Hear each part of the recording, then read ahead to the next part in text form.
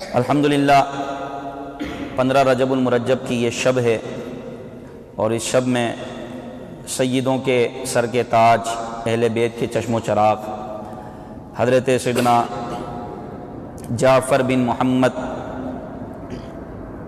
بن علی بن حسین بن علی، یعنی امام جعفر صادق بن امام باقر رحمۃ اللہ تعالی علیہ کا عرس کا سلسلہ ہے۔ آپ کی شب عرس ہے، 15 رجب المرجب آپ کا یوم وصال ہے، آپ کو زہر دے کر شہید کیا گیا، تو اس دن آپ نے وصال فرمایا۔ تو اہل سنت میں یہ رائج ہے کہ جس دن بزرگان دین اس دنیا سے جائیں، اس دن کو ان کی تعلیمات، ان کی سیرت کے واقعات بیان کر کے ان کو ایصال ثواب کیا جائے، اور کچھ کھانے وغیرہ کا اہتمام کر کے لوگوں کو کھلایا جائے، اس کا جو ثواب ملے وہ بھی ان کی بارگاہ میں پیش کیا جائے۔ اس کو عرس سے تعبیر کرتے ہیں، عرس بزرگان دین کے عرس ہیں۔ تو جس دن آپ دنیا سے گئے اس دن خاص ان کا ذکر کیا جائے، ان کی تعلیمات کا ذکر کیا جائے، ان کے خوف خدا، ان کی عبادت، ان کی ریاضت، تاکہ قرآن کی اس آیت پر ہمارا عمل ہو، یا ایھا الذین آمنوا اتقوا اللہ وکونوا مع الصادقین، اے ایمان والو اللہ سے ڈرو اور سچوں کے ساتھ ہو جاؤ۔ کسی بزرگ سے پوچھا گیا کہ اگر ہمیں زمانے میں کوئی نیک بندہ یا ولی نہ ملے تو ہم کہاں جائیں؟ اگر بالفرض کوئی ایسا زمانہ آ جائے جو اللہ کے نیک بندوں سے خالی ہو، کوئی بھی ولی نہ ہو، اور زمانے میں شر اور فتنہ کثرت سے ظاہر ہو جائے، تو اب ہم کیا کریں؟ تو ان بزرگ نے ارشاد فرمایا کہ پھر تمہارے لیے لازم ہے کہ تم کسی اللہ والے کی سیرت کو پڑھو، ان کی زندگی کو پڑھو، کہ اللہ تبارک و تعالی ان کی زندگی، ان کی سیرت کی برکت سے تمہیں راہ راست پر ہدایت عطا فرمائے۔ تو اس طرح کی محافل کا مقصد بھی یہ ہوتا ہے کہ ہم اولیاء کرام کی تعلیمات کو سنیں، اور انہوں نے جس طرح اپنی زندگی گزاری ہم بھی گزارنے کی کوشش کریں۔ نیک لوگوں کا ذکر بھی اچھا ہوتا ہے، بلکہ یہ تو روایتوں میں موجود ہے، عند ذکر الصالحین تنزل الرحمہ، صالحین کے، نیک لوگوں کے ذکر کے وقت رحمت نازل ہوتی ہے، صالحین کے ذکر کے وقت رحمت نازل ہوتی ہے۔ ایک شخص تھا، وہ تعویذات کا منکر تھا، وہ نہیں مانتا تھا یہ تعویذ واویز کیا ہوتا ہے، تم لوگوں نے اپنی طرف سے بنائے ہوئے ہیں، سارے دھندے مولویوں کے، تو وہ اس کا منکر تھا۔ آج بھی ایسے لوگ بیچارے علم کی کمی کی وجہ سے پائے جاتے ہیں۔ تو وہ جن بزرگ سے گفتگو کر رہا تھا، جس عالم سے گفتگو کر رہا تھا، اس نے سمجھانے کے لیے، کسی کو بولنے کی اجازت نہیں ہے اس طرح، اس نے کہا تم تو گدھے ہو۔ کیا بولا؟ تم تو، لفظ گدھا کہا، تم تو گدھے ہو بھائی۔ وہ تو تیش میں آ گیا اور کہا کہ آپ نے مجھے گدھا کہا، آپ میں تمیز نہیں ہے، آپ لگتے تو ماشاءاللہ بڑے عالم ہیں، بڑے ایٹیکیٹس ہیں، آپ اسلام کا درس دیتے ہیں، نیکی کی دعوت دیتے ہیں، اور آپ کو یہ تمیز نہیں ہے کہ آپ کسی مسلمان کو گدھا کہہ رہے ہیں۔ کہا کہ جب لفظ گدھا میں اتنی تاثیر ہے کہ تم بیٹھے سے کھڑے ہو گئے، تو اللہ کے کلام میں کتنی تاثیر ہوگی؟ بھائی اس لفظ میں اتنی تاثیر ہے کہ تمہارا جو سفید چہرہ تھا لال پڑ گیا اور تم بیٹھے سے کھڑے ہو گئے ہیں، تو پھر اللہ کے کلام میں کتنی طاقت ہوگی، کتنی تاثیر ہوگی؟ تو پھر اس کی بات سمجھ میں آئی کہ بات تو بالکل صحیح ہے۔ تو اللہ تبارک و تعالی کے اولیاء کرام کی بڑی برکتیں ہیں، ان کی زندگی، ان کی سیرت ہمارے لیے مشعل راہ ہیں، کیونکہ انہوں نے اپنی زندگی نبی پاک صلی اللہ علیہ وسلم کی شریعت کے مطابق گزاری۔ تو ان کی سیرت پڑھنے سے، ان کی سیرت سننے سے ایک موٹیویشن ہوتی ہے، ایک بندے کے اندر عمل کا جذبہ پیدا ہوتا ہے کہ ہم بھی ان کی طرح بنیں۔ اور ویسے ہی لوگ بڑے بڑے واقعات پڑھتے ہیں دنیا داروں کے، بڑے کامیاب ترین سیاست دانوں کے، جبکہ اس کی کوئی فضیلت نہیں ہے، لیکن صالحین کے ذکر کے وقت کی یہ فضیلت ہے کہ رحمتوں کا نزول ہوتا ہے۔ تو اللہ ہمیں صالحین کا، نیک لوگوں کا، متقی لوگوں کا ذکر کرتے رہنے کی توفیق عطا فرمائے۔ اور پھر امام جعفر صادق، ان کی تو شان ہی بہت بلند ہے کہ آپ تو امام جعفر صادق رحمۃ اللہ تعالی علیہ امام باقر کی اولاد ہیں، امام باقر کے شہزادے ہیں، اور امام محمد باقر رحمۃ اللہ تعالی علیہ یہ امام زین العابدین کے شہزادے ہیں، اور امام زین العابدین یہ کس کے شہزادے ہیں؟ امام علی مقام امام حسین رضی اللہ تعالیٰ عنہ، اور امام عالی مقام مولا علی کرم اللہ تعالی وجہ الکریم کے شہزادے ہیں۔ نبی پاک صلی اللہ علیہ وسلم نے مولا علی کی کیا شانیں بیان فرمائی۔ ابھی 13 رجب گزری، جشن ولادت مولا علی دعوت اسلامی نے خوب دھوم دھام سے منایا، جلوس علوی نکالا، لنگر علوی کا اہتمام کیا اور مولا علی کے نعرے لگائے گئے، نعرہ حیدری۔ الحمدللہ دعوت اسلامی تو تمام صحابہ سے محبت کرنے والی ہے، تمام صحابہ سے محبت کا درس دینے والی ہے۔ اہل بیت کرام اور صحابہ کی محبت یہ لازم و ملزوم ہے ایمان کے لیے۔ جس دل میں ان کی محبت نہ ہو وہ دل ویران محل کی طرح ہے، بلکہ ویران قبر کی طرح ہے۔ تو ابھی 13 رجب المرجب حضرت علی کرم اللہ تعالی وجہ الکریم کا دن تھا، آپ کا یوم ولادت تھا۔ آپ انہی کی اولاد ہیں، انہی کے شہزادے، انہی کے لخت جگر ہیں۔ اور ایک صحیح حدیث پاک میں سنا کر آگے بڑھتا ہوں کہ نبی پاک صلی اللہ علیہ وسلم نے ارشاد فرمایا، انا مدینۃ العلم و علی بابوہا، میں علم کا شہر ہوں اور علی اس کا دروازہ ہے۔ میں علم کا شہر ہوں، علی اس کا دروازہ۔ حضرت علی کیسے علم کے دروازے تھے؟ آپ فرماتے ہیں کہ قرآن کی جس آیت کے بارے میں تم پوچھنا چاہو مجھ سے پوچھو۔ قرآن کی جو آیت، جس آیت کے بارے میں پوچھنا چاہتے ہو مجھ سے پوچھو، میں تمہیں بتاؤں گا یہ کب نازل ہوئی، کس موقع پر نازل ہوئی۔ آپ فرماتے ہیں میں اگر چاہوں تو سورہ فاتحہ کی تفسیر سے 70 اونٹوں کو بھر دوں، 70 اونٹوں کو، یعنی لکھ لکھ کر اتنے دفتر جمع کر دوں کہ 70 اونٹ بھر جائیں۔ اور اونٹ بوڑا ایسا جانور ہے جو بہت زیادہ وزن اٹھانے کے قابل ہے۔ تو مولا علی کا یہ علم ہے، تو بتاؤ سرکار کا علم کیا ہوگا، میرے آقا کا علم کا عالم کیا ہوگا۔ سیدی اعلیٰ حضرت نے الدولۃ المکیہ میں ارشاد فرمایا کہ اللہ تبارک و تعالیٰ کا علم ایسا ہے کہ اس کے مقابلے میں کوئی شے نہیں، اتنا بھی نہیں کہ جتنا ایک قطرے کو ایک سمندر سے نسبت ہوتی ہے۔ گویا کہ اللہ تبارک و تعالیٰ کا علم ایک سمندر ہے، اللہ تبارک و تعالیٰ کا علم ایک سمندر، اور اس کے مقابلے میں تمام مخلوق کا علم، تمام شہداء کا علم، تمام صالحین کا علم، تمام اولیاء اللہ کا علم، تمام کاملین کا علم، تمام شہیدوں کا علم، نبیوں کا، ولیوں کا، سب ملا کر، پوری مخلوق کا علم ملا کر اس سمندر کے آگے ایسا ہے جیسے ایک قطرہ، بلکہ اتنا بھی نہیں، اس کو یہ نسبت بھی حاصل نہیں ہے۔ اللہ تبارک و تعالیٰ ہی کی عطا سے سب کو علم ملا نا۔ تو اللہ تبارک و تعالیٰ کا علم، اور اللہ تبارک و تعالیٰ علم جس کو عطا فرمائے اور اپنے جس محبوب کے بارے میں فرمایا وَعَلَّمَكَ مَا لَمْ تَكُنْ تَعْلَمْ، کہ اے محبوب آپ کو وہ کچھ سکھا دیا جو آپ نہیں جانتے تھے۔ تو پھر دوسری عبارت میں اسی سے آگے اعلیٰ فرماتے ہیں اور رسول اللہ کا علم مخلوق کے مقابلے میں، اللہ کی دیگر مخلوق کے مقابلے میں ایسا ہے جیسے کہ رسول اللہ کا علم سمندر، اور تمام نبیوں کا، تمام ولیوں کا، تمام شہداء کا، تمام صالحین کا، تمام مخلوق کا علم حضور کے علم کے آگے گویا کہ ایک قطرہ ہے، بلکہ اس کو یہ بھی نسبت نہیں ہے۔ اور حضور علیہ السلام فرما رہے ہیں انا مدینۃ العلم و علی بابوہا، میں علم کا شہر ہوں، علی اس کا دروازہ ہے۔ تو جب حضرت علی کو اتنا علم ہے تو بتائیے سیدنا عثمان غنی جو ان سے افضل ہیں ان کو کتنا علم ہوگا۔ عثمان غنی کو جب اتنا علم ہے تو جو ان سے افضل حضرت عمر بن خطاب ان کو کتنا علم ہوگا۔ جب ان کو اتنا علم ہے تو جو مخلوق میں سب سے افضل نبیوں کے بعد سیدنا صدیق اکبر، ان کے علم کا عالم کیا ہوگا، بولیے سبحان اللہ۔ اور مولا علی کرم اللہ تعالی وجہ الکریم کا یہ جو علم ہے یہ پہنچا آپ کی نسلوں تک، آپ کا جو علم منتقل ہوا آپ کی نسلوں میں منتقل ہوا۔ آپ کا علم حسنین کریمین تک پہنچا، امام حسین سے امام زین العابدین تک پہنچا، امام زین العابدین سے امام باقر تک پہنچا، اور امام باقر کا سارا علم امام جعفر صادق میں پہنچا، اور امام جعفر صادق کا علم اللہ نے مخلوق کو عطا فرمایا۔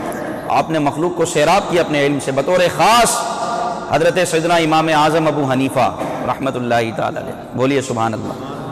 امام اعظم 2 سال امام جعفر صادق کی بارگاہ میں رہے، جن کی وجہ سے ہم حنفی کہلاتے ہیں، جن کو ہم فالو کرتے ہیں طریقت میں، شرعی مسائل میں جو فروعی مسائل ہیں، جن کو ہم فالو کرتے ہیں، جنہوں نے قرآن و حدیث سے نماز کے، روزے کے، طہارت کے، اس طرح کے مسائل نکال کر آسانی کے ساتھ امت تک پہنچائے، وہ امام اعظم ابو حنیفہ جن کی وجہ سے ہم حنفی کہلاتے ہیں، وہ 2 سال رہے امام جعفر صادق کی بارگاہ میں۔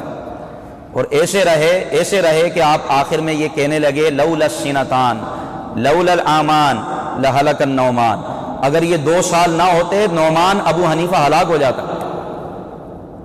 اب آپ بتائیں امام جعفر صادق کا علم کا عالم کیا ہوگا؟ آپ بہت بڑے عالم تھے۔ علماء فرماتے ہیں آپ کے پائے کا آپ کے زمانے میں کوئی نہیں تھا، آپ کے پائے کا آپ کے زمانے میں بہت زبردست قسم کے عالم تھے امام جعفر صادق۔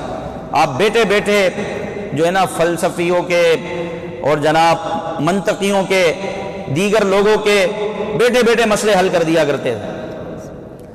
تو چونکہ آج ان کی سیرت پر تھوڑا سا بیان کرنا، علمی مقام اگر بیان کروں تو بہت وقت چاہیے۔ ان کے مختلف بڑے پیارے پیارے واقعات ہیں۔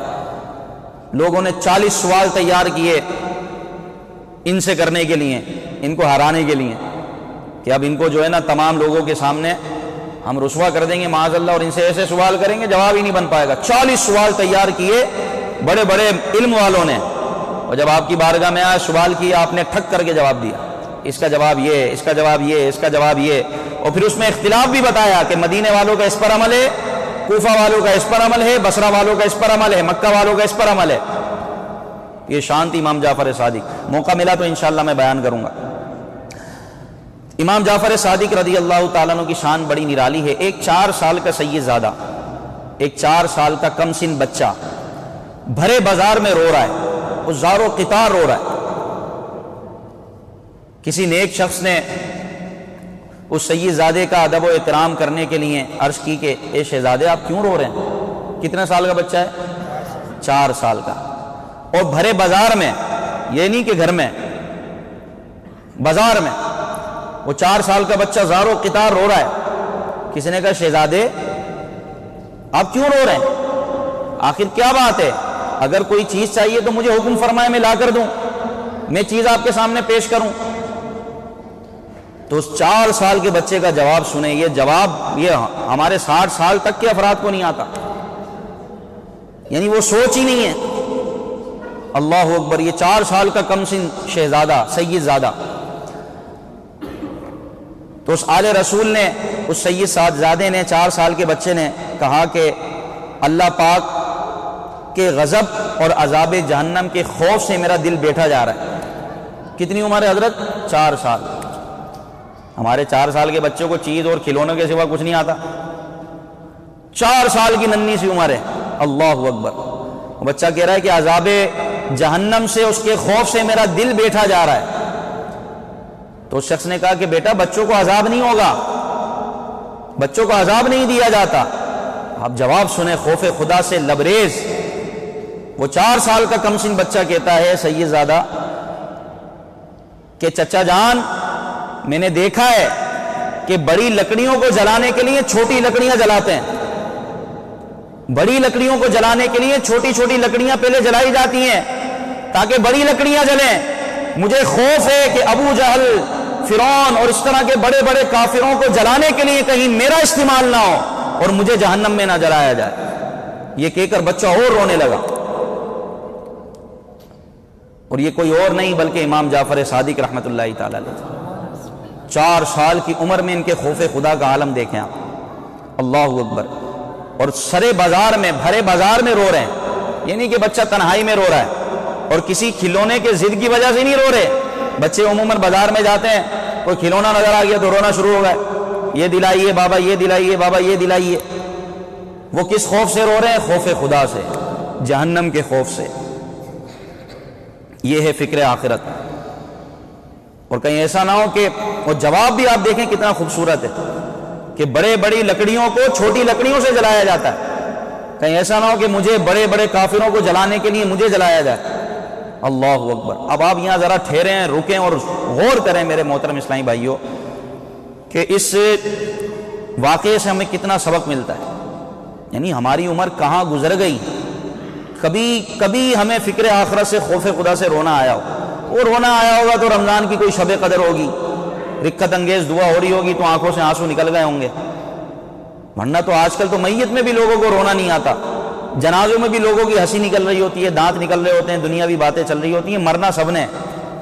لیکن ایک کاش ہمیں جیتے جی اپنی قبر کی، اپنی آخرت کی، اپنے عذاب جہنم کا خوف پیدا ہو جائے، یہ بہت بڑی بات ہے۔ اتنے سے بچے کے دل میں یہ کیسے پیدا ہوا؟ آپ سوچیں اس پر.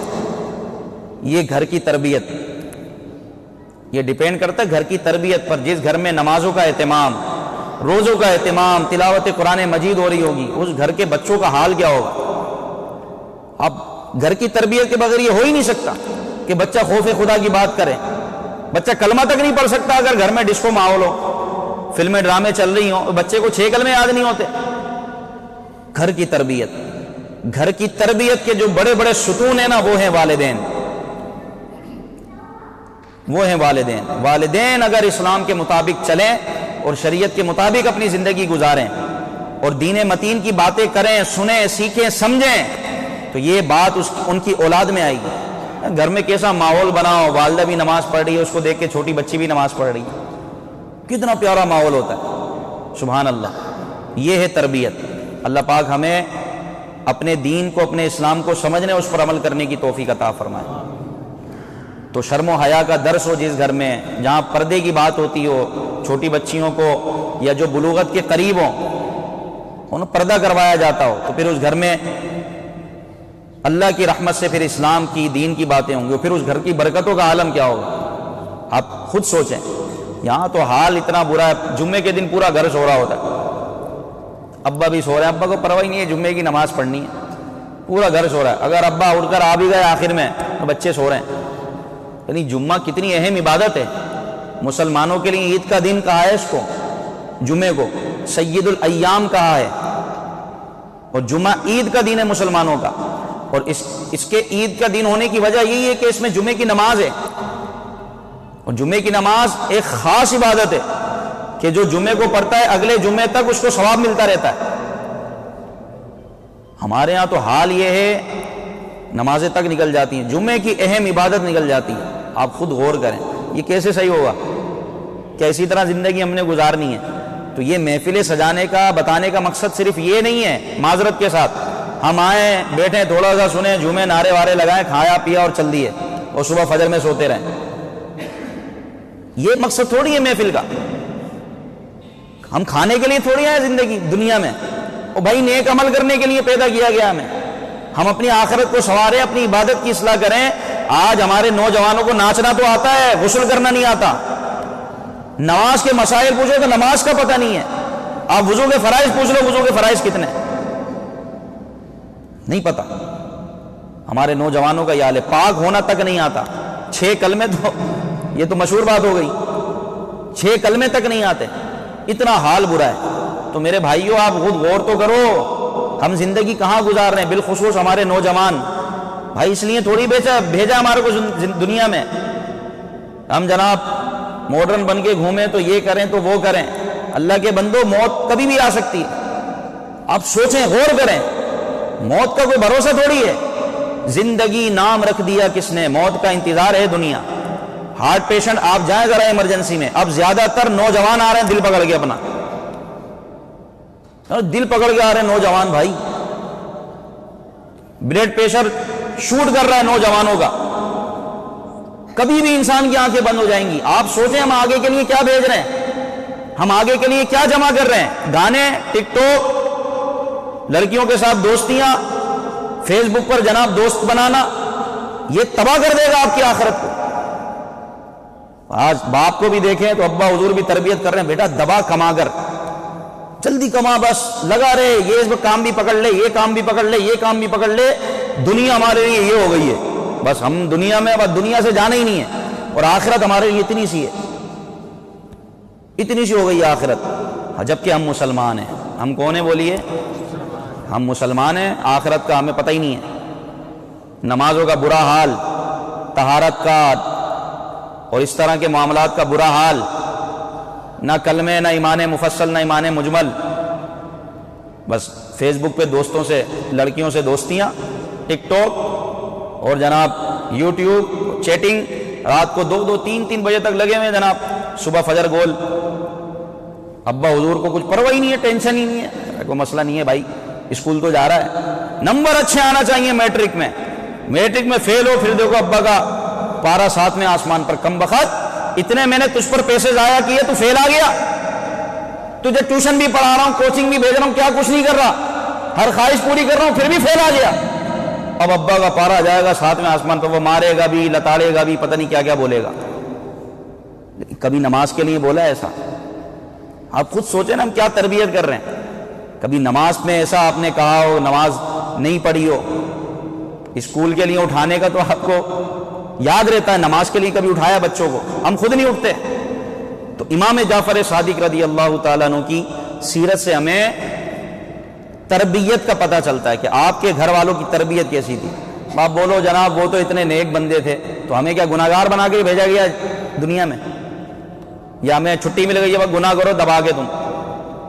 او بھائی ہمیں بھی نیک بننے کا حکم ہے, جبھی تو اولیاء کرام کی سیرت پر چلنے کا ہمیں حکم دیا گیا کہ ان کی سیرت پر چلو, ان کے اسوے پر چلو, یہ نیک لوگوں کے ساتھ ہو جاؤ, اچھوں کے ساتھ ہو جاؤ, سچوں کے ساتھ ہو جاؤ. اور پھر دل میں جو ہے نا وہ وسوسہ جاگ رہا ہوتا ہے, ارے یار ابھی تو کافی عمر پڑی ہے, کر لیں گے آخر میں, کوئی مسئلہ نہیں ہے. ہمارے ابا نے کون سی جوانی میں, ہمارے ابا نے بھی مستیاں کی ہوں گی جوانی میں, آخری عمر میں جا کے وہ نمازیں پڑھ رہے ہیں, مسجد میں جا کے بیٹھ گئے. میرے بھائی موت کا کوئی بھروسہ نہیں ہے, کوئی گارنٹی نہیں ہے کسی کے پاس. آپ بالغ ہو گئے, 15 سال سے آگے بڑھ گئے, عمر کے اعتبار سے بالغ ہو گئے, تو اب آپ پر شرعی احکامات لازم ہو گئے, اس کو سیکھنا آپ پر فرض ہے. آپ فیس بک پہ لائک بڑھا رہے ہیں, اپنے دوست بڑھا رہے ہیں, والدین کو نہ وقت دے رہے ہیں, نہ والدین کی بات سن رہے ہیں. ایسا نشہ چڑھا ہوا ہے ہمارے نوجوانوں معذرت کے ساتھ.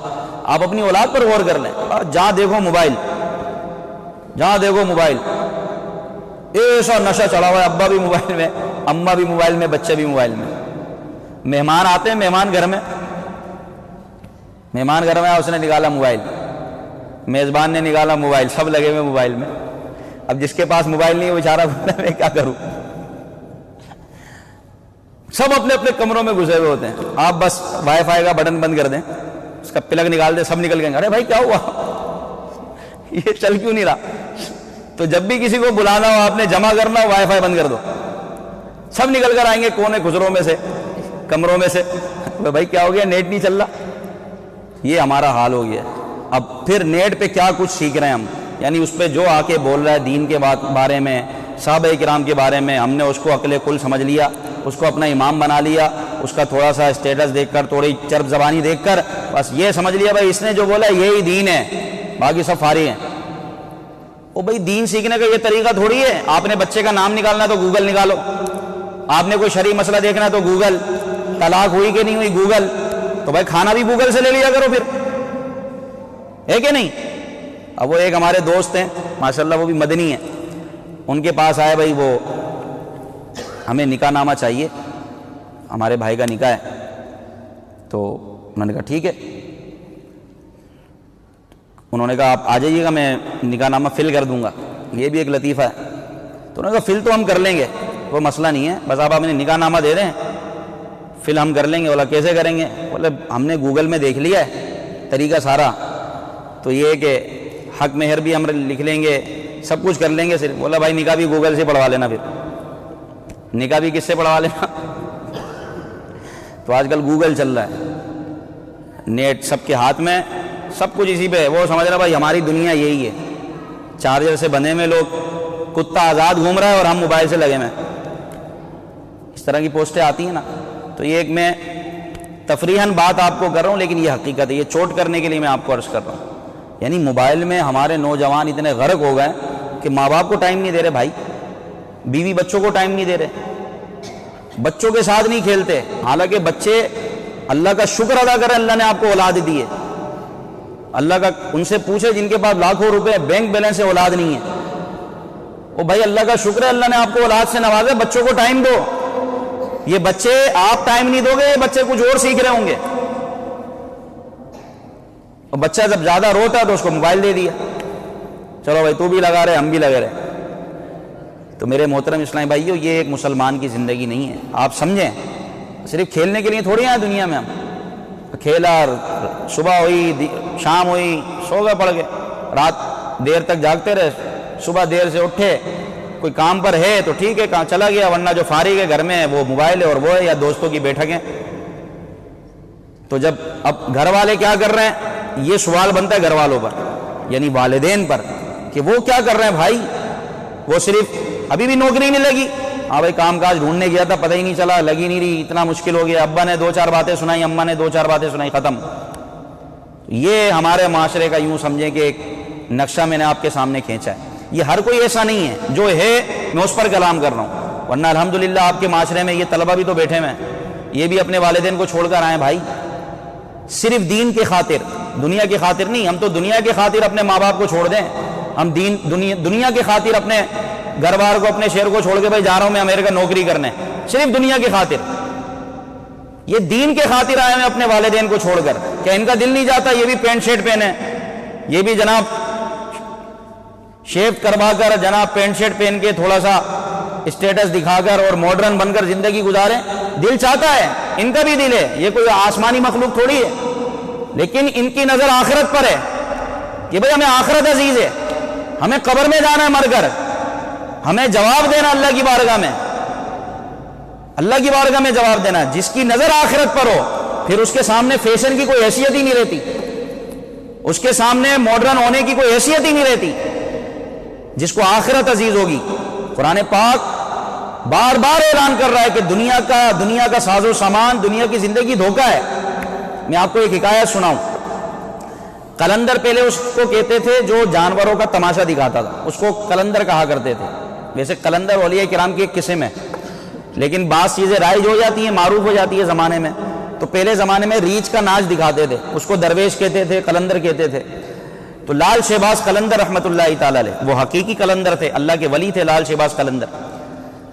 وہ اس سے ملے، وہ ریچھ کا ناچ دکھا رہا تھا۔ آپ نے اس سے پوچھا تو کون ہے؟ تو اس نے کہا میں قلندر ہوں۔ اور درویش قلندر اس وقت کس کو کہتے تھے؟ بندر کا یا ریچھ کا ناچ دکھانے والے کو۔ کہا میں تو قلندر ہوں۔ تو لال شہباز قلندر سیون شریف والے، یہ بھی بڑے زبردست ولی ہیں، بڑے فیضان ملتا ہے ان کے مزار سے۔ تو آپ مسکرائے اور کہا میں بھی قلندر ہوں۔ کیا فرمایا؟ قلندر تو میں بھی ہوں۔ اب وہ جو تماشا دکھانے والا تھا اس نے کہا تو تمہارا جانور کہاں ہے؟ وہ سمجھا یہ بھی میری طرح تماشا دکھانے والے ہیں۔ کہا جانور کہاں ہے تمہارا؟ تماشا کیسے دکھاؤ گے؟ کہا پہلے تم دکھاؤ تماشا، تم کیا دکھاتے ہو؟ اس نے اپنا ریچھ نچا کے دکھایا، ریچھ نچایا دکھایا۔ کہا کہ اب تم دکھاؤ اگر تم قلندر ہو تو۔ آپ نے فرمایا وہ درخت ہے نا، اس درخت کے نیچے سے گزر جا، اس درخت کے نیچے سے۔ اب وہ ریچھ کا ناچ دکھانے والا جیسی درخت کے نیچے سے گزرا تو دیکھا پورا نقشہ ہی چینج ہو گیا، پوری دنیا ہی بدل گئی۔ تھوڑی دیر میں بادشاہ کے سپاہی آئے، شاہی سپاہی، اور اس ریچھ کا تماشا دکھانے والے کے قدموں میں گر گئے اور کہا بادشاہ سلامت، ہم آپ کو کہاں کہاں نہیں ڈھونڈ کر آئے، کہاں چلے گئے تھے آپ؟ وہ بندہ بڑا حیران، بھائی میں تو ناچ دکھانے والا ہوں، میں کہاں سے بادشاہ، نہ میں سلامت نہ بادشاہ، پھٹے پرانے کپڑے۔ اور کہا ہم تو آپ کو ڈھونڈ ڈھونڈ کے تھک گئے، ملکہ کا رو رو کے برا حال ہے، میری ملکہ بھی ہے، ملکہ کا تو رو رو کے برا حال ہو گیا، آپ کہاں تھے؟ بھائی وہ زبردستی لے گیا بادشاہ سلامت کو اور لے جا کے ملکہ کے پاس چھوڑ دیا۔ ملکہ رونے لگی، کہا کیا ہو میرے سرتاج آپ کہاں چلے گئے تھے؟ اب بھائی انہوں نے زبردستی کی بادشاہت قبول کر لی، کافی عرصے تک رہتے رہے، شاہی لباس پہنا، تخت پر بیٹھتے، حکومت کرتے۔ عرصہ گزرتا گیا، چلتا رہا، یہاں تک کہ بوڑھا ہو گیا اور بالکل بڑھاپے کی آخری حد کو پہنچ گیا اور نزع کا عالم طاری ہونے لگا۔ اب جیسی مرنے کے قریب ہوا تو اس کو یاد آیا، بھائی میں کہاں سے چلا تھا، کہاں پہنچ گیا، یہ عیش و عشرت، یہ ٹھاٹ باٹ۔ اس کو یاد آیا مجھے تو کسی نے بولا تھا درخت کے پار چلے جاؤ، میں پار گیا تو میری تو دنیا ہی بدل گئی۔ پھر اس نے حکم دیا سپاہیوں کو کہ مجھے اسی جگہ پر چھوڑ کر آؤ جہاں سے لے کر آئے تھے۔ سپاہی آئے، اس کو پھر اسی جگہ پر چھوڑا، وہ درخت وہاں موجود تھا۔ جیسے وہ دوبارہ اس درخت سے گیا تو دیکھا کہ سب کچھ بدل گیا، اس کا بڑھاپا بھی چلا گیا، اس کا شاہی لباس بھی چلا گیا، اس کے سپاہی بھی ختم ہو گئے، بادشاہت بھی ختم ہو گئی، اور پھر اس کے ہاتھ میں ڈگڈگوئی تھی، سامنے ریچھ کھڑا تھا اور وہی پھٹا پرانا لباس۔ بڑے حیرت سے دیکھنے لگا اور سامنے حضرت لال شہباز قلندر رحمۃ اللہ علیہ مسکرانے لگے۔ کہا کہ حضور قدموں میں گر گیا، کیا کہ حضور یہ کیا تھا؟ کہا کہ یہ کچھ اور نہیں، تماشا تھا۔ کیا تھا؟ یہ ہے دنیا، ایک تماشا ہے، آنکھیں جب کھلیں گی جب آخری وقت ہوگا۔ اور بالکل روح جسم سے نکل رہی ہوگی. یہ سائنٹیفک تحقیق ہے کہ انسان کو مرتے وقت سب یاد آتا ہے. مردے کے صدمے وہ سوچتا ہے میری جوانی، میرا مال، میرا پیسہ، میری کمائی، میری اولاد، میرا خاندان، میرا کنبہ کہاں ہے. یہ سب اس کو مرتے وقت یاد آتا ہے. گویا کہ پوری فلم چلتی ہے، ری فلم ہوتا ہے، پورا بندہ پیچھے جاتا ہے، یوں چل رہی ہوتی ہے اس کی آنکھوں کے سامنے. تو موت سے پہلے زندگی کو غنیمت جانے، یہ حدیث پاک ہے. تو میرے بھائیو، یہ آپ کے سامنے طلبہ بھی اپنے ماں باپ کو چھوڑ کر آئے ہیں، یہ دین کا علم حاصل کر رہے ہیں. ان سے تو آپ کو دعا کروانی چاہیے. یقین مانے میں دعا کرواتا ہوں طلبہ سے جب کوئی مشکل پیش آتی ہے. یہ راہ خدا کے مسافر ہیں کہ جو دین کا علم حاصل کرنے کے لیے چلا، وہ جب تک جاتا ہے وہ اللہ کی راہ میں. تو ان کے بھی دل ہیں، یہ بھی چاہتے ہم بھی کھیلیں کودیں جناب، لیکن کیا ہے، ان کے ماں باپ کی تربیت، والدین کی تربیت انہوں نے اپنے سے دور کر دیا بچوں کو. جاؤ دین کا علم حاصل کرو. میں بھی تو انہی میں سے ہوں. میں نے بھی مدرسہ پڑھا جناب، حفظ کیا، تو درس نظامی کیا، آج آپ کے سامنے ہوں. تو دین کو ترجیح دیں، اپنی ترجیحات میں دین کا پہلو سامنے رکھیں، شریعت کو فالو کریں. یہی ہمارے اسلاف کی تعلیمات میں سے. اللہ پاک ہمیں دین کو سمجھنے کی توفیق. اصل ہم دین کو سمجھتے نہیں ہیں. ہم نے دین سمجھ لیا ہے جناب، نمازیں پڑھ لینا، اور نماز بھی پڑھ لو بس جلدی سے ٹکرے مارو. نہ تحیات صحیح آتی ہے، نہ دعائے قنوت صحیح پڑھنا آتی ہے، اور جلدی سے نماز پڑھو. بھائی بڑی پابندی کر رہے ہیں حضرت. وہ نماز سیکھو تو صحیح. سیکھے گا کون؟ آپ نے کام کیا، پیدا ہوتے ہی کام کرنا شروع کر دیا تھا. بھائی کسی ماہر استاد کی نگرانی میں آپ سیکھے، آپ کو عرصہ لگا، پھر جا کے آپ کام سیکھے ہو. تو نماز کو آپ نے اتنا آسان سمجھ لیا ہے. نماز تو وہ عبادت ہے جو زمین پر بھی فرض نہیں کی گئی، آسمان پہ بلا کے یہ تحفہ دیا گیا معراج کی رات. اس کو سیکھنا پڑے گا. نہیں سیکھیں گے کہ ایسا نہ ہو کہ ہمارے اوپر قرض رہے. اب آپ بتاؤ، جو غلط نماز پڑھتا ہو، آپ سے میں سوال کرتا ہوں، جو غلط نماز پڑھ رہا ہے، غلط نماز پڑھنے کا بالفرض اس کو ایک گناہ ملا. اس کو التحیات بھی صحیح پڑھنا نہیں آتی، قواعد سے اس کو قرآن پاک پڑھنا نہیں آتا. اچھا، نماز کے متعلق کچھ پتہ ہی نہیں ہے، کن چیزوں سے نماز ٹوٹتی ہے، کن چیزوں سے نماز مکروہ تحریمی ہو جاتی ہے، اس کو کچھ پتہ ہی نہیں ہے، وہ نماز پڑھ رہا ہے. ٹھیک ہے، اب سپوز وہ غلط ہی کرتا ہے، اس کو گناہ ملے گا ثواب ملے گا؟ آپ سے سوال ہے میرا. گناہ ملے گا، اس لیے کہ سکھانے والے موجود ہیں. ہاں، یہ اگر سیکھ رہا ہوتا، سیکھنے کے دوران اگر یہ غلطی کرتا تو اللہ تعالیٰ معاف فرماتا، کیونکہ بندہ سیکھ رہا ہے. سیکھنے کے دوران اگر غلطی ہو جاتی ہے تو کوئی بھی اس سے مواخذہ نہیں کرتا. آپ کام سیکھ رہے ہو، سیکھنے کے دوران غلطی ہو گئی، آپ کو استاد بولے گا صحیح کرو بھائی. لیکن سیکھنے کے بعد غلطی کرو گے تو وہ اس غلطی پر آپ کو پکڑا جائے گا.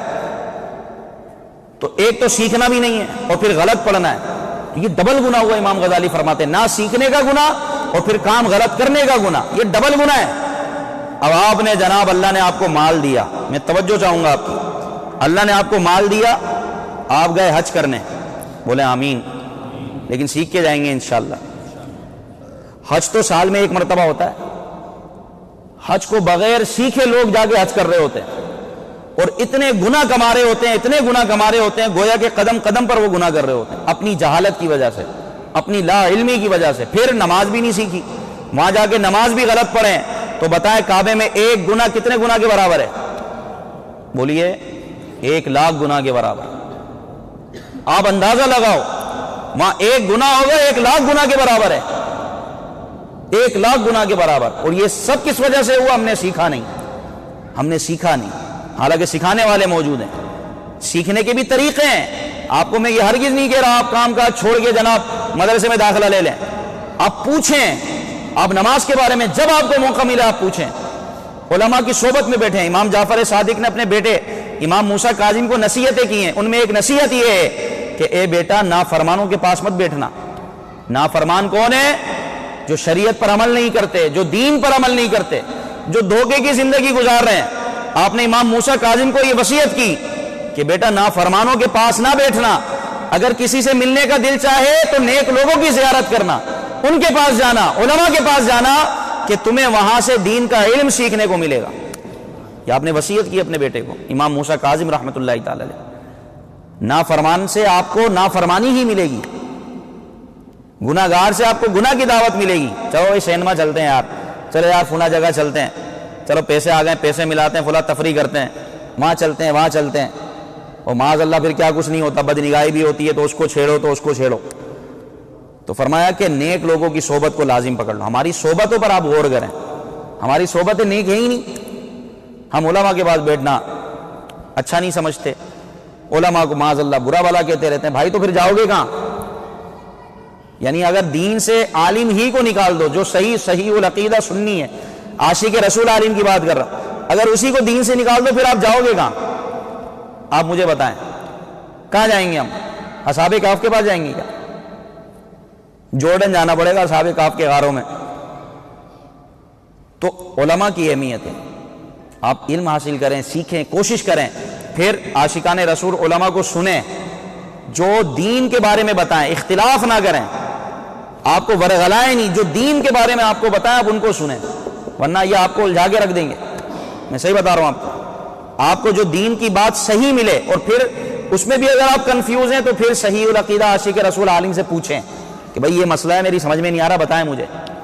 تو یہ ہمارے اسلاف کی تعلیمات میں سے ہیں۔ اللہ تبارک و تعالی ہمیں عمل خیر کی توفیق عطا فرمائے، کہیے آمین۔ تو جو باتیں میں نے کی اس پر عمل کرنے کی کوشش نیت کرتے ہیں، نیت کریں گے انشاءاللہ، علم سیکھیں گے۔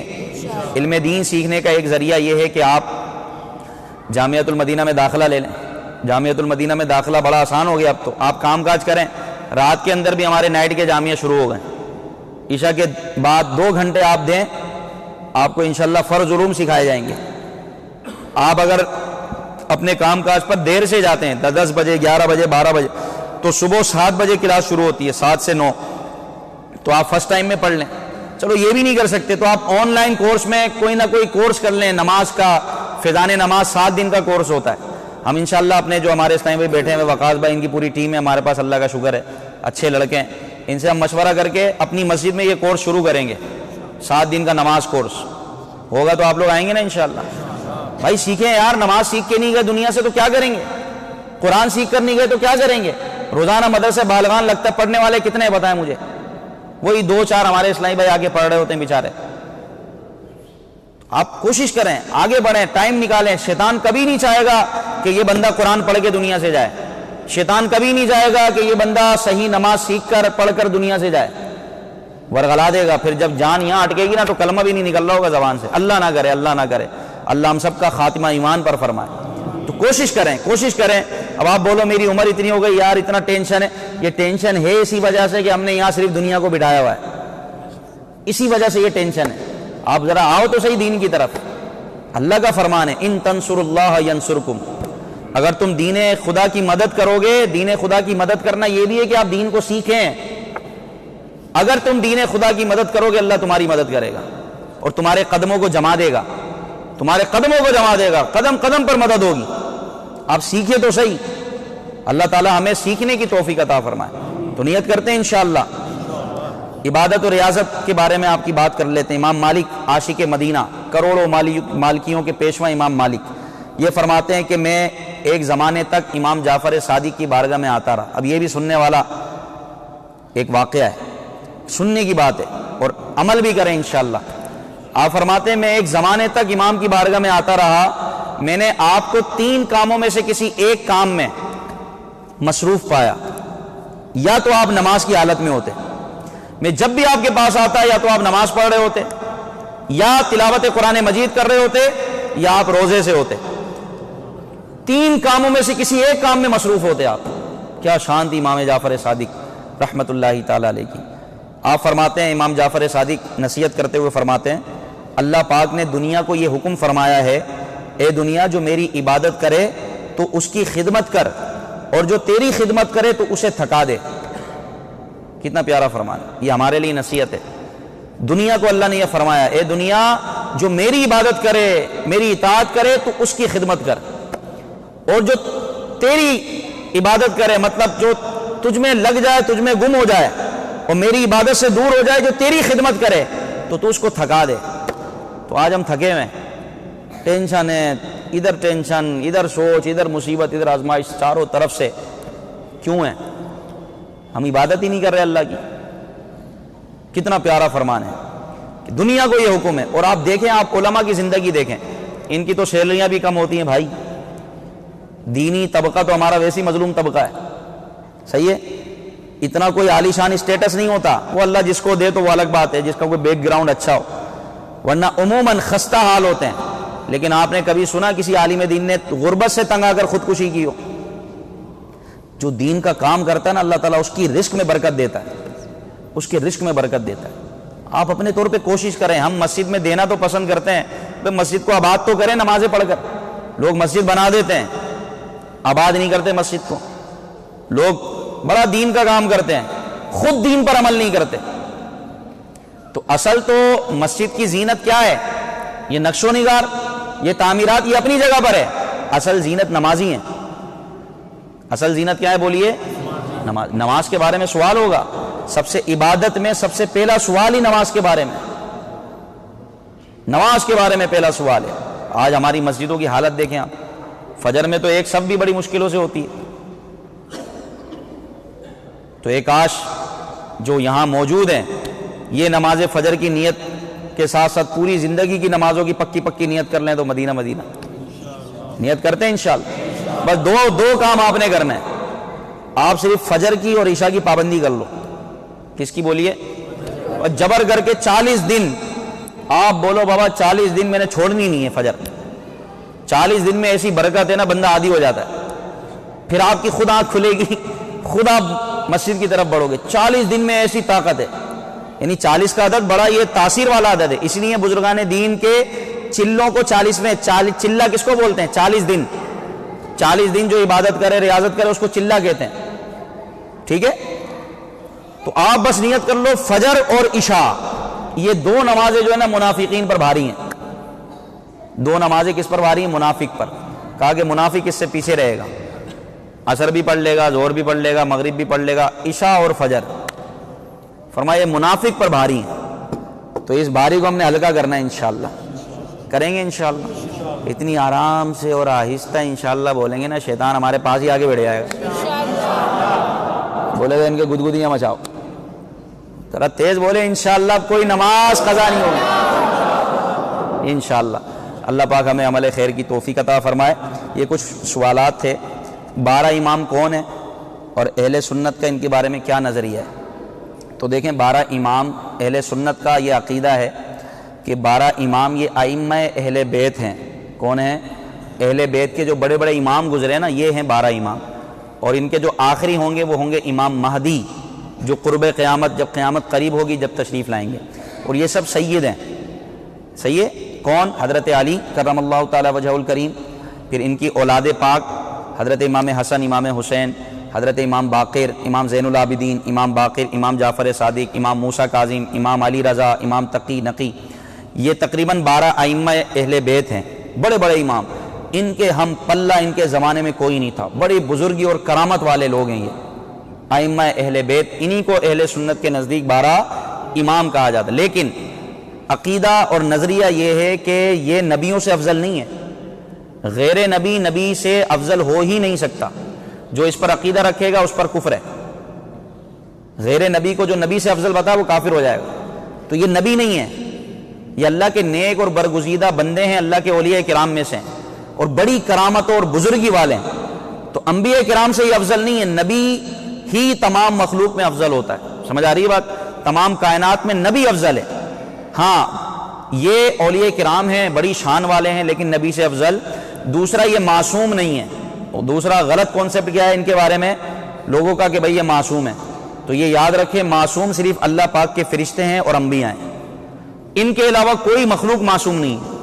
معصوم کا مطلب یہ کہ جو گناہ کی طرف مائل ہی نہ ہو, جن سے گناہ ہونا متصور ہی نہ ہو, اس کو کہتے ہیں معصوم.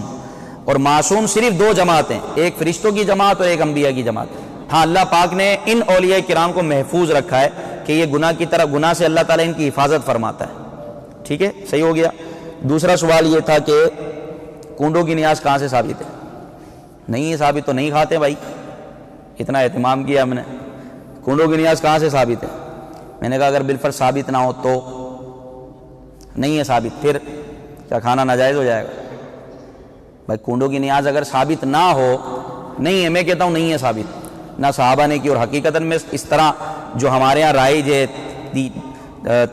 تیجا 40واں، سویم، تو برسی، تو کنڈے، تو 11ویں کی نیاز، تو چھٹی کی نیاز، تو یہ صحابہ کے زمانے میں نہیں تھی۔ اس طرح قرآن و حدیث میں اس کا کوئی ثبوت نہیں ہے، تو اس کا مطلب جو صحابہ کرام نے نہیں کیا وہ ناجائز ہے۔ آپ اس کی دلیل ہمیں لائیں کہ جو صحابہ کے زمانے میں نہیں تھا وہ ہم نہیں کر سکتے۔ تو بھائی قیامت کی نشانیوں میں سے ایک نشانی ہے، پتہ ہے آپ کو؟ مسجدوں کو پکا کرنا۔ یہ حدیث میں آیا کہ تم ضرور یہود و نصارہ کی طرح اپنی مسجدیں آباد کرو گے، مسجدوں کو سجاؤ گے۔ یہ حدیث پاک کی یوں سمجھے خلاصہ ہے، مضمون ہے۔ تو آج بتائیے کون سی مسجد پکی نہیں ہے، کون سی مسجد پہ رنگ و روغن نہیں ہے؟ صحابہ نے تو نہیں بنائی پکی مسجد ہے، زیب و زینت بھی نہیں کیا صحابہ کرام نے۔ تو جب یہ صحابہ کے زمانے میں نہیں تھا تو آپ نے کیوں بنایا؟ اتنے بڑے بڑے مینار بنا دیے، یہ گنبدیں بنا دیے، یہ تو تھا ہی نہیں صحابہ کے زمانے میں۔ اس کا مطلب یہ ہوا کہ وہ بات منع ہے جو دین کے خلاف ہو، تو یہ تو دین کی نشانی ہے، اس سے تو لوگ اور دین کی طرف مائل ہوں گے۔ بات سمجھ آ رہی ہے؟ تو اصل یہ کنڈوں کی نیاز جو ہم کہتے ہیں، 11ویں کی نیاز، 11ویں کی نیاز، چھٹی کی نیاز، اس طرح ہم جو بزرگان دین کی نیاز کرتے ہیں، ان کی اصل ہے ایصال ثواب۔ کیا ہے بولیے؟ ثواب پہنچانا۔ تو کنڈوں کی نیاز کا مطلب کیا ہوتا ہے؟ ثواب۔ دیکھیں نیاز، نظر و نیاز پر اس پر بڑی جنگ ہوتی ہے، میں آپ کو بتاؤں اس کی حقیقت کیا ہے۔ نظر اور نیاز ان کا معنی ہوتا ہے تحفہ۔ پہلے لوگ جب بادشاہوں کے پاس جاتے تھے نا، تو بادشاہوں کو جب وہ تحفہ دیتے تھے بولتے تھے یہ ہماری طرف سے نیاز قبول فرمائے، یہ ہماری طرف سے نظر قبول فرمائے، نذرانہ، نظر، نیاز۔ یہ الفاظ عرف میں رائج ہو گئے، شرعن یہ اس کا کوئی کانسیپٹ نہیں ہے۔ شرعن کانسیپٹ کیا ہے؟ ایصال ثواب، یہ ہے شریعت میں۔ اور اصل اس کی جو بھی ہم فاتحہ خوانی کرتے ہیں، نظر و نیاز کرتے ہیں، اس کی اصل کیا ہے بولیے؟ علامہ صاحب بیٹھے ہیں، آپ ان سے تصدیق کر سکتے ہیں۔ اس کی اصل ہے ایصال ثواب، ثواب پہنچانا، اور یہ ثواب پہنچانا قرآن و حدیث سے ثابت ہے۔ حضرت سعد بن عبادہ حضور کی بارگاہ میں آیا نا، مشہور حدیث ہے اور صحیح ترین حدیث ہے کہ میں اپنی مرحومہ والدہ کو ثواب پہنچانا چاہتا ہوں، یا رسول اللہ میں کیا کروں؟ حضور نے فرمایا پانی، کنواں، میٹھے پانی کا کنواں خریدو، اس کا پانی مسلمانوں میں وقف کر دو، جب تک مسلمان پانی پیتے رہیں گے تمہاری والدہ کو ثواب ملتا رہے گا۔ یہ ایصال ثواب کی ایک صورت ہے۔ یہاں جو حدیثوں کو جاننے والے تھے، جو حدیثوں کے چیمپئن ہیں، حافظ ابن حجر اسقلانی، دیگر محدثین، انہوں نے یہ بیان فرمایا۔ اس کا مطلب یہ ہے جہاں جس نیک کام کی ضرورت ہو، اگر وہ نیک کام کسی مرحوم کی نیت سے کیا جائے تو جب تک اس نیک کام پر عمل ہوتا رہے گا اس کو ثواب ملتا رہے گا۔ تو جہاں پانی کی ضرورت ہے آپ پانی مہیا کریں، جہاں مسجد نہیں ہے مسجد بنا دیں، اس کا ثواب پہنچتا رہے گا۔ جہاں مدرسہ نہیں ہے آپ مدرسہ بنا دیں، کوئی نیک کام شروع کر دیں، اس کا ثواب جس کی آپ نیت کریں گے، مرے ہوئے شخص کی، مرحوم کی، جس کی نیت سے آپ آگے نیک کام کریں گے، اس پر عمل کرنے والوں کا ثواب اس کو پہنچتا رہے گا۔ تو اصل کیا ہے بولیے؟ بہت کنفیوژن عوام میں پھیلائی جاتی ہے، تو اس کو صاف کریں بالکل۔ نظر و نیاز کو یہ ہوا نہیں ہے، نظر اور نیاز حقیقتاً ہم جو کھانا بناتے ہیں یہ سب اللہ کے لیے ہوتا ہے۔ کس کے لیے ہوتا ہے؟ کوئی مخلوق اس کو ثواب نہیں دے سکتی، نہ کوئی بابا، نہ کوئی ولی، نہ کوئی نبی۔ ثواب دینے والا کون ہے بولیے؟ یہ کھانا ہم کس کے لیے بناتے ہیں؟ اللہ کے لیے۔ کس کے لیے بولیے؟ ہاں، اس کھانے کو کھلانے کا جو ثواب ملتا ہے وہ ہم بزرگان دین کی بارگاہ میں پیش کرتے ہیں، اور یہ قرآن و حدیث سے ثابت ہے۔ کھانا کھلانا بھی تو ثواب ہے نا بھائی، مغفرت کو واجب کرنے والے کاموں میں سے کھانا کھلانا۔ تو ہم یہ محفلوں کے بعد کیا کرتے ہیں؟ کس لیے کھانا کھلاتے ہیں؟ ثواب مقصود ہوتا ہے کہ مخلوق کھائے گی، اور اس میں امیر غریب کا کوئی چکر نہیں ہے۔ امیر کھائے جب بھی ثواب ملے گا، غریب کھائے جب بھی ثواب ملے گا۔ کھانا کھلانا یہ ثواب کا کام ہے۔ ابھی اولیاء کرام کی سیرت بیان ہوئی قرآن و حدیث کے مطابق، یہ بیان کرنا سب ثواب کا کام ہے۔ اس پر جو ہمیں ثواب ملے گا یہ ہم پیش کریں گے امام جعفر صادق رحمۃ اللہ علیہ کو، یا غوث پاک کو، یا خواجہ غریب نواز کو۔ اس کو کہتے ہیں نظر و نیاز۔ تو یہ جو نظر و نیاز ہے نا، یہ اس میں عرفی ہے جو ہمارے زمانے میں ہمارے معاشرے میں رائج ہو گیا، ٹھیک ہے؟ ورنہ اس کی اصل کیا ہے؟ ایصال ثواب۔ اب جیسے مثال دوں میں آپ کو، ہمارے گھر میں جو نکاح وغیرہ ہوتا ہے اس کو کیا بولتے ہیں؟ شادی۔ بھائی شادی ہو رہی ہے، حالانکہ شادی کا لفظ قرآن و حدیث میں ہے ہی نہیں۔ شادی کا مطلب ہے خوشی۔ آپ مجھے بتائیں کسی صحابی نے استعمال کیا ہو بھائی شادی ہو رہی ہے؟ لوگ بولتے ہیں بھائی آپ نے کنڈوں کے ساتھ کیوں خاص کیا؟ کنڈوں کی نیاز ہے جناب، 11ویں کی نیاز ہے، یہ تو صحابہ نے نہیں کیا۔ تو میں نے کہا پھر صحابہ نے شادی بھی نہیں کی، صحابہ نے تو نکاح کیا تھا۔ تو آپ میں کوئی اعتراض کرتا ہے بتائیے؟ اسی طرح مسجد میں زہر کی نماز کب ہے ہمارے یہاں؟ بولیں بھائی 1:30 بجے۔ عصر کی کب ہے؟ 5:15۔ جب دیکھ رہے ہیں پتہ نہیں ہے سب۔ اچھا مغرب کا تو چلو غروب آفتاب کے بعد۔ عشاء کی کب ہے؟ فجر کی آپ مجھے بتائیں صحابہ نے ٹائم مقرر کیوں جماعت کے لیے؟ جماعت کے لیے ٹائم مقرر ہی نہیں تھے. یہ ہم کیوں کرتے ہیں ٹائم مقرر؟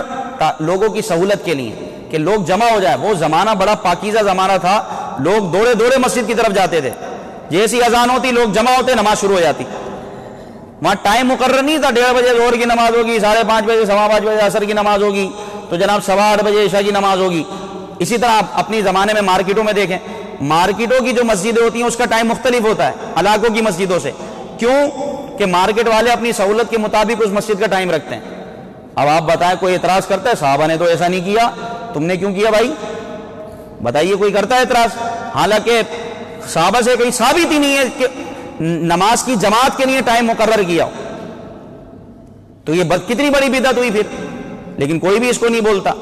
تو یہ بدعت نہیں ہے, یہ لوگوں کی سہولت کے لیے ایک ٹائم رکھا جاتا ہے. نکاح کی تاریخ رکھی جاتی ہے, بزرگان دین کے عرس کی تاریخ رکھی جاتی ہے تاکہ ایک ٹائم پر سب جمع ہو جائیں. اسی طرح تیجا سویم جس کو ہم بولتے ہیں 40واں, اور اس طرح کے جو ہم محفلیں کرتے ہیں برسی, کیوں رکھا جاتا ہے؟ تاکہ سب ایک دن جمع ہو کر ایک ساتھ پڑھیں گے, اصالے ثواب کریں گے. تو یہ لوگوں کی سہولت کے لیے, ورنہ کوئی خاص نہیں ہے. آپ جب چاہیں اصالے ثواب کریں, کوئی خاص نہیں ہے. 15 رجب کو کنڈوں کے ساتھ خاص کیوں کیا؟ تو کوئی کنڈے کرنا ضروری نہیں ہے. آپ چاہیں تو خالی اصالے ثواب کر دیں. نہ ہم نے اس کو فرض بولا ہے, نہ ہم نے اس کو واجب بولا ہے. ایک مستحب کام ہے, مباح کام ہے, اچھی نیت کے ساتھ کریں گے تو ثواب ملے گا. اب کنڈے, یا کنڈوں کی بھی حقیقت سن لیں. کنڈے اصل میں امام جعفر صادق رحمۃ اللہ تعالی علیہ کے اصالے ثواب کے لیے کھیر پوری بنائی جاتی تھی. اب آپ بولو کھیر پوری کیوں؟ کھیر پوری کیوں بنا دیں؟ تو بھائی آپ نہیں بناؤ کھیر پوری, ہم نے وہ لازم تھوڑی کیا آپ بریانی بناؤ. ورنہ تو پھر میں بھی کر سکتا ہوں بھائی آپ کی شادی میں بریانی کیوں ہوتی ہے, میں بھی تو کہہ سکتا ہوں آخر شادی میں بریانی کیوں. جیسے آپ نے بولا کھیر پوری کیوں, تو پھر آپ کی شادی میں بریانی کیوں؟ کوئی شادی ایسی دیکھی جس میں بریانی نہ ہو؟ یعنی ولیمے میں بارات اکثر و بیشتر بریانی, یوں سمجھیں ڈشوں کی بادشاہ ہے. بریانی ہوگی تو شادی کا مزہ آئے گا. ابھی منہ میں پانی آ رہا ہوگا آپ لوگوں کے, لیکن ہم نے بریانی نہیں کی, ہم نے کھیر پوری کی ہے. سمجھ رہے بات؟ تو بریانی بھی تو ایک کھانے کو آپ نے خاص کر لیا نا, تو کیوں کیا؟ آپ یہی بولو کہ بھائی کچھ بھی کر لو, تمہاری مرضی. تو ہم بھی تو یہ بول رہے ہیں تم کنڈے نہیں کرو, کچھ بھی کر لو. تو کنڈے کیوں ہوئے خاص؟ یہ معاشرے میں یعنی ہمارے عرف میں رائج ہو گئے. وہ کیوں ہوئے کہ کھیر پوری بنائی گئی, کھیر پوری بنائی جاتی تھی, لوگ پسند کرتے تھے کھیر پوری کو. تو اب یہ رائج ہو گیا کہ بھائی امام جعفر صادق رحمۃ اللہ علیہ کے عرس کے لیے کھیر پوری بناؤ. تو کسی نے فرض یا واجب نہیں کیا آپ نہ بناؤ, آپ کچھ بھی نہیں بناؤ, آپ صرف فاتحہ کر کے اصالے ثواب کر دو, ہو گیا عرس, ہو گیا اصالے ثواب, ہو گئی محفل. ہم نے لازم نہیں کیا. دوسرا, کھیر جو ہوتی ہے نا, کھیر ہمارے بڑے بوڑھے سمجھتے ہیں کھیر جو ہے نا مٹی کے برتن میں بڑی لذیذ بنتی ہے. کھیر جو جماتے ہیں مٹی کے برتن میں اس کا ذائقہ بڑا ٹیسٹی ہوتا ہے. تو اس کو کہا جاتا تھا کنڈا. کیا کہا جاتا تھا؟ مٹی کے برتن میں کھیر جماتے تھے, کھیر بناتے تھے, اس کو کہتے تھے کنڈا. تو ہمارے لوگ بھی ماشاءاللہ کندے سے وہ کنڈا ہو گیا. کندے کا لفظ بگڑ کر کیا ہو گیا؟ کنڈا. سمجھ آ رہی ہے بات؟ تو یہ کندے سے کنڈا ہو گیا. اب یہ لوگوں میں رائج ہو گیا. اب آپ بتائیں پہلا پارا, اس کو ہم کیا بولتے ہیں؟ پہلے پارے کا نام کیا ہے؟ الف لام میم. کیا نام ہے؟ دوسرے پارے کا نام کیا ہے؟ سیقول. تیسرے کا تلک الرسول. چوتھے کا یہ نام کس نے رکھے بتاؤ؟ صحابہ سے تو یہ قرآن و حدیث میں ہے ہی نہیں نام. یہ ہم نے اپنی سہولت کے لیے رکھ لیے. بھائی الف لام میم کا مطلب پہلا پارا, سیقول کا مطلب دوسرا پارا, تلک الرسول مطلب تیسرا پارا. آپ یہ مجھے لا کر دو کسی صحابی نے بولا تلک الرسول پڑھو بھائی آج. کیا ہے اپنی سہولت کے لیے ہم نے اما پارا, کیا نام ہے اس کا 30ویں پارے کا؟ اما پارا. یہ کس نے رکھا بھائی؟ یہ ہم نے رکھا, بہت بعد والوں نے رکھا, صرف سہولت کے لیے کہ لوگوں کو پتہ چل جائے بھائی اما پارا کون سا ہے؟ 30واں پارا ہے. تو جب اس پر اعتراض نہیں تو کنڈوں پہ اعتراض کیوں؟ صاف ہوا؟ کچھ نہیں ہوا تو پوری کھیر پوری کھا لینا, صاف ہو جائے گا. اللہ پاک ہمیں عمل خیر کی توفیق عطا فرمائے. تو اصل یہ اصال ثواب ہے. اصال ثواب کی بڑی برکتیں. مفتی احمد یار خان نعیمی رحمۃ اللہ تعالی علیہ فرماتے ہیں کہ 15 رجب کو امام جعفر صادق کے اصال ثواب کے لیے جو کھیر پوری بناتے ہیں یا جو فاتح وغیرہ کا اہتمام کرتے ہیں, کئی مصیبتوں سے ان کو چھٹکارا ملتا ہے. بولیے پھر یہ تو اہل بیت کے چشم و چراغ ہیں بھائی. تو ہم نظر کر رہے ہیں, ان کو اصال ثواب کر رہے ہیں, تحفہ بھیج رہے ہیں, یہ کیوں نہ خوش ہوں گے؟ جب یہ خوش ہوں گے تو پھر ہمارا بیڑا ہی پار ہے. اپنے اپنے گھروں میں بھی کل آپ نے اہتمام کرنا ہے کھیر پوری کا. کھیر پوری نہ بھی ہو سکے تو جو آپ حسب توفیق بنائیں یا کچھ پڑھ کر آپ اصال ثواب کریں. ایک مرتبہ سورہ فاتحہ ہی پڑھ دیں, 3 مرتبہ سورہ اخلاص پڑھ دیں, اور یہ نیت کر لیں بھائی یہ جو میں نے پڑھا اس کا ثواب امام جعفر صادق رحمۃ اللہ علیہ کو پہنچے, یا اللہ قبول فرما. یہ فاتحہ ہو گئی. لوگوں کو فاتحہ دینا بھی نہیں آتی, چلو میں آپ کو سکھا دیتا ہوں, لگے ہاتھوں. ہمارے علامہ صاحب بیٹھے میں ماشاء اللہ. تو فاتحہ کا آسان طریقہ ہے, سورہ فاتحہ پڑھیں 1 مرتبہ اور 3 قل پڑھیں سورہ اخلاص. اگر آتے 3 قل آتے ہیں تو ٹھیک ہے, ورنہ سورہ اخلاص 3 مرتبہ پڑھ لیں, یہ ہو گئی فاتحہ. اور اگر آپ کو آیت الکرسی آتی ہے تو بہت اچھی بات ہو گئی. اعلیٰ حضرت کا طریقہ تھا یہ کہ 1 مرتبہ سورہ فاتحہ, 1 مرتبہ آیت الکرسی اور 3 مرتبہ سورہ اخلاص, قل هو اللہ احد. یہ ہو گئی فاتحہ. اب آپ نے کیا کرنا ہے, یا اللہ جو پڑھا اس کا ثواب ہمیں عطا فرما, اور تیری رحمت سے ہمیں جو ثواب ملے اس کو ہم فلاں فلاں کی روح کو ایصال کرتے ہیں, ان کی روح کو پہنچاتے ہیں, یا اللہ قبول فرما. اب آپ اس میں اپنے والدین مرحومین کا نام لے لیں, اپنے عزیز و اقربا کا نام لے لیں, اور یہ کہہ دیں کہ یا اللہ اس کی برکت سے میری پریشانیاں بیماریاں دور فرما. فاتحہ ہو گئی آپ کی. کوئی ٹینشن ہے تو کل سب نے کرنی ہے, ہمیں تنگ نہیں کرنا آپ نے. امام صاحب چلو, امام صاحب نظر بھی نہیں آتے اثر کے بعد. تو آپ اپنے اپنے طور پر فاتحہ کا اہتمام کریں.